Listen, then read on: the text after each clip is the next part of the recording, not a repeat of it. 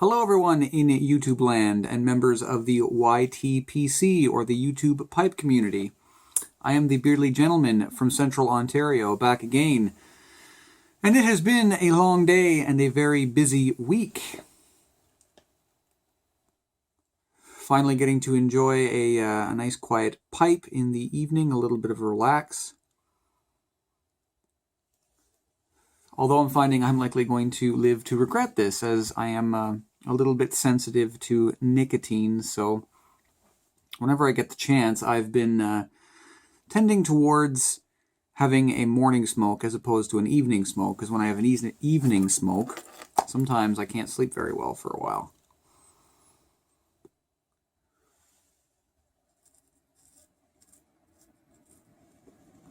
Anyhow, the purpose of this video is to do a couple VRs and a shout out. Now, I am pretty new to the YouTube pipe community, but let me see here.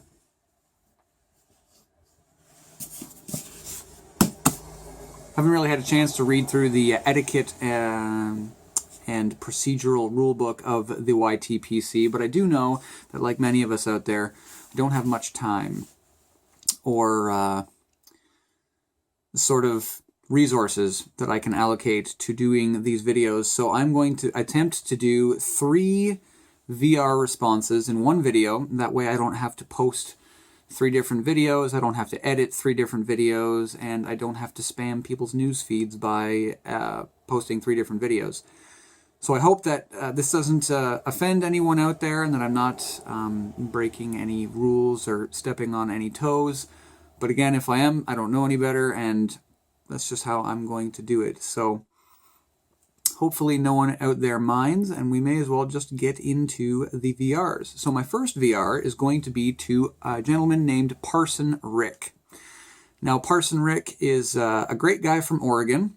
And this VR is sort of an entry into his contest he has there, a subscriber contest.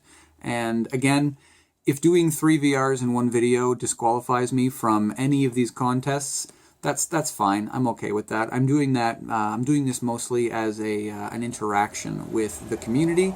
So if any of these people want to enter me into their contests, I wouldn't mind it. In fact, I'd appreciate it. But if you don't, no big deal. No skin off my back. So for Parson Rick, he would like a shout out to another YouTuber who has less than 60 subscribers, and the shout out that I would like to give is to a fellow YTP seer, if I can say that. He's pretty new, although he's not new to smoking a pipe, but he's new to making videos. His name is 2-Bit Piper. He's also known, I think on YouTube, he's known as 2-Bit Leather. His Instagram is 2-Bit Piper as well as 2-Bit Leather. Seems like quite an interesting guy. He's into leatherworking and he's into smoking pipes, and he has many children. So it's fairly neat to see his videos. He only has 2 up so far, but he seems like he's pretty funny. 2-Bit Leather, and yeah, he's a hoot, and he's only got 2 videos, but they're both very enjoyable, very watchable. So for Parson Rick, that's the first part of the VR. And for the second part of Parson Rick's VR, he would like a place in Oregon, a geographical location that he can drive to on his motorcycle. And the place that I chose for that would be, let me look at my notes here to make sure. That's right, Sun River, Oregon. So where I live, I'm not very far from a town called South River. So when I was looking up a map of Oregon, I saw this other town called Sun River, and I thought that that sounded pretty interesting.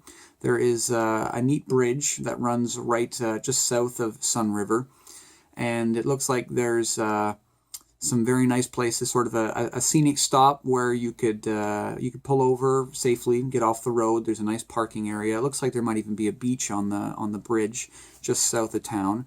There's a brew pub in town. I would likely go there for lunch. And I know that Parson Rick has, from one of his last videos, he had talked about how maybe he has a little bit of military service. And an interesting historical anecdote about Sun River is that it is the location of an old military base called Camp Abbott.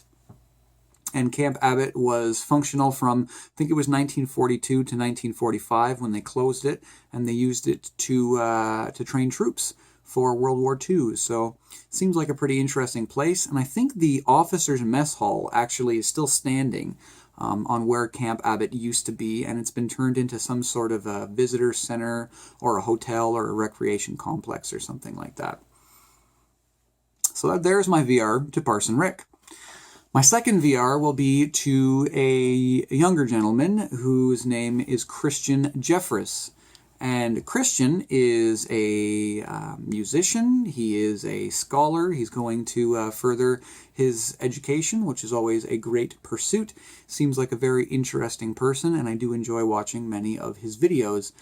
For Christian Jeffress, he wanted, there was two options that you could do for his VR, and one was either doing sign language, so the international sign that is recognized all over the world. I tried to look this up. It's a really good skill to have, and obviously he shows that he has it, and many other people who are doing VRs also have it, and that's good on you. I don't want to embarrass myself here on camera. I do that enough in most of my videos anyways, but there was a second part to the VR if you couldn't figure out sign language, and that was to talk about books and your favorite book and a book that you will read this year. So I really like reading. I am into science. I've mentioned many times I work in the field of science, so I really like science fiction. This is a book by Neil Asher. I just wanted to show this. This is typically what I read. This is kind of space opera. Pretty in-depth science fiction, space opera. This is The Technician. This is a really, really good book. It's a little bit thick, but it's a good read. It's a quick read. So Neil Asher, people like Peter F. Hamilton. I really enjoy that sort of science fiction. But when it comes to my favorite book,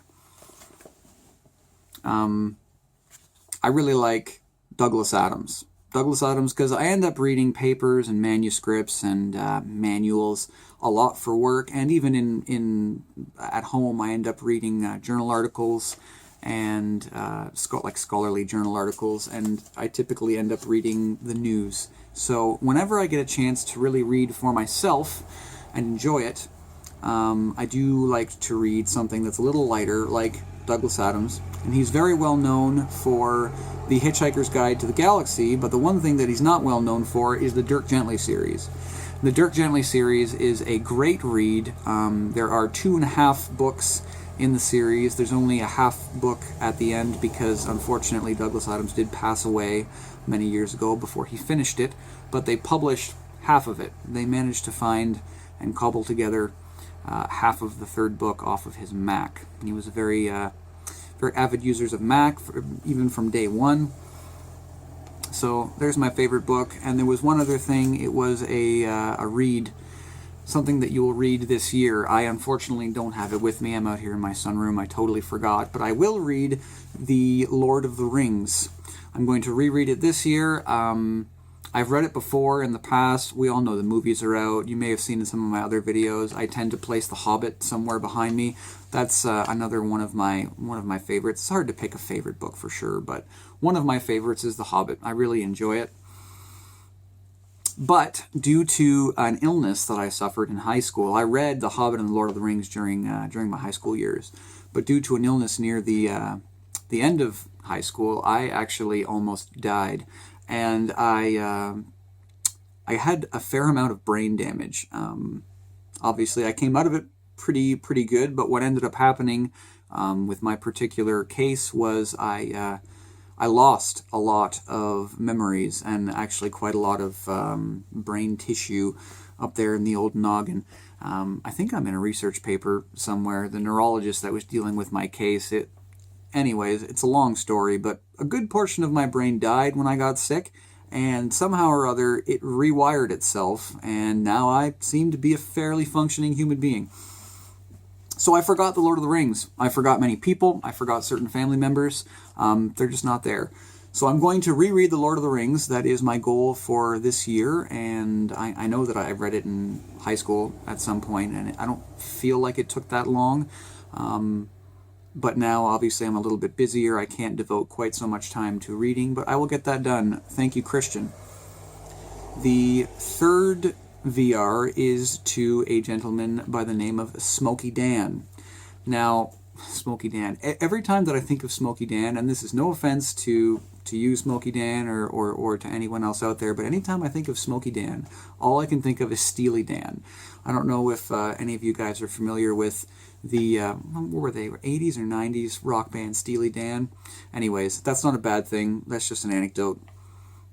Smokey Dan's, the VR that he requested for his contest was pretty simple. It's just read a passage from one of your favorite books.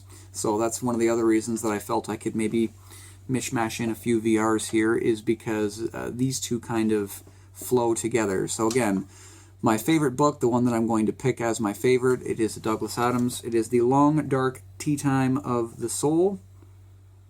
Yes, The Long Dark Tea Time of... No, sorry. This is Dirk Gently's Holistic Detective Agency. That's right, The Long Dark Tea Time of the Soul is the second one. I thought I picked up the wrong book. Anyways, passage from the book. Dirk Gently series, Dirk Gently's Holistic Detective Agency. Get that right. So the passage from this book, Douglas Adams was an incredibly quirky writer. That's one of the reasons I really, really loved his stuff. And this particular passage is from the perception of a horse. And the horse is typically ridden by a character known as the Electric Monk. But the Electric Monk has buggered off, and he's not currently with the horse right now. And this is the inner thoughts, the inner mantra of a horse when he's away from his rider.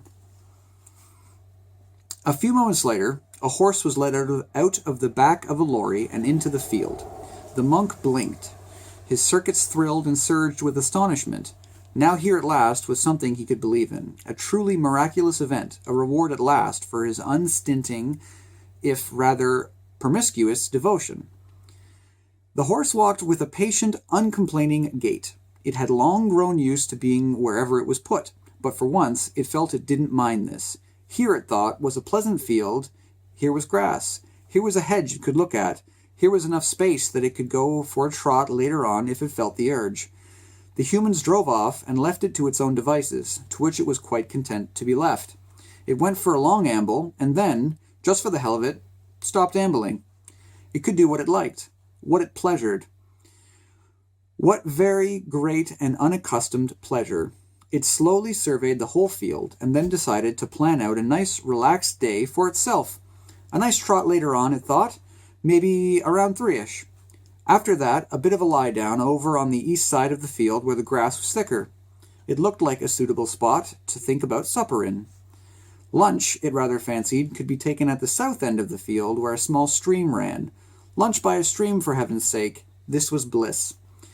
It also quite liked the notion of spending half an hour walking alternately a little bit to the left and then a little bit to the right, for no apparent reason. It didn't know whether the time between 2 and 3 would be best spent swishing its tail or mulling things over. Kind of a whimsical little excerpt from that chapter. I don't know why, but I really enjoy the freedom, the joy that he portrayed in the mind of a horse once it's away from its rider and it can do what it pleases. So this has been my VR-Palooza, as I will likely call it when I upload it. I don't think I ever introduced my pipe. This is my my Peterson Sherlock Holmes. I'm probably going to see if I can shoot another video just right now anyways, so I will introduce it better in that video. But anyways, I'm done. This has been way longer than I thought it was going to be, which I think I always say. I have been the Beardly Gentleman. I hope that you have been VR'd. Beardly Gentleman, out.